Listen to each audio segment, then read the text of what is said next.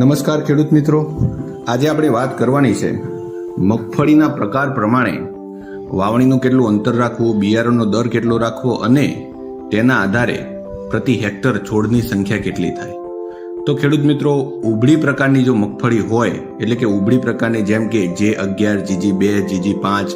GG7, GJG9, GJG32, GG35, GG38, GG39 અને GG40, જો આ મગફળી ઉભળી પ્રકારની જાત હોય તો તેમાં વાવણીનું જે અંતર છે એ 45/10 સેન્ટીમીટર જો રાખવું હોય, 45 સેન્ટીમીટર એટલે કે 18ની જાળીએ, તો તેમાં બિયારણનો દર પ્રતિ હેક્ટર 100 થી 110 કિલો પ્રમાણે રાખવું અને આટલું દર અને આટલું અંતર રાખીએ તો છોડની સંખ્યા છે એ 2.22 લાખ જેટલી થાય. ખેડૂત મિત્રો, જો ઉભળી મગફળીનું અંતર આપણે 30/10 એટલે કે 12ની જાળીએ રાખીએ તો તેમાં જે બિયારણનો દર છે એ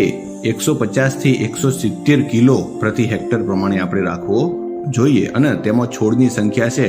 એ 3.33 લાખ જેટલી થાય. હવે ખેડૂત મિત્રો, અર્ધવેરડી મગફળી હોય જેમ કે GG20 છે, GJG22 છે, ગિરનાર 4, ગિરનાર 5 હોય તો 60/10 સેન્ટીમીટર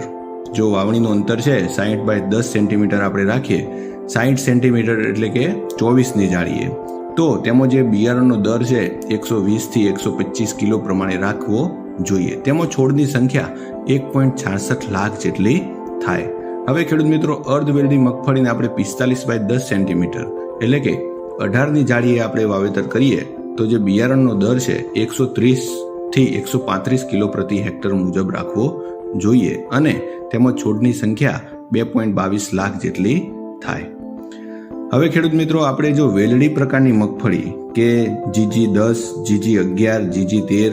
GJG HPS1 અને GJG17 આ જો મગફળી વેલડી પ્રકારની હોય તો તેમાં જે વાવણીનું અંતર છે એ 75/15 સેન્ટીમીટરે આપણે રાખવું જોઈએ અને તેનું જે 75 સેન્ટીમીટર એટલે કે આપણે 30ની જાળીએ અને એમાં જે બિયારણનો દર છે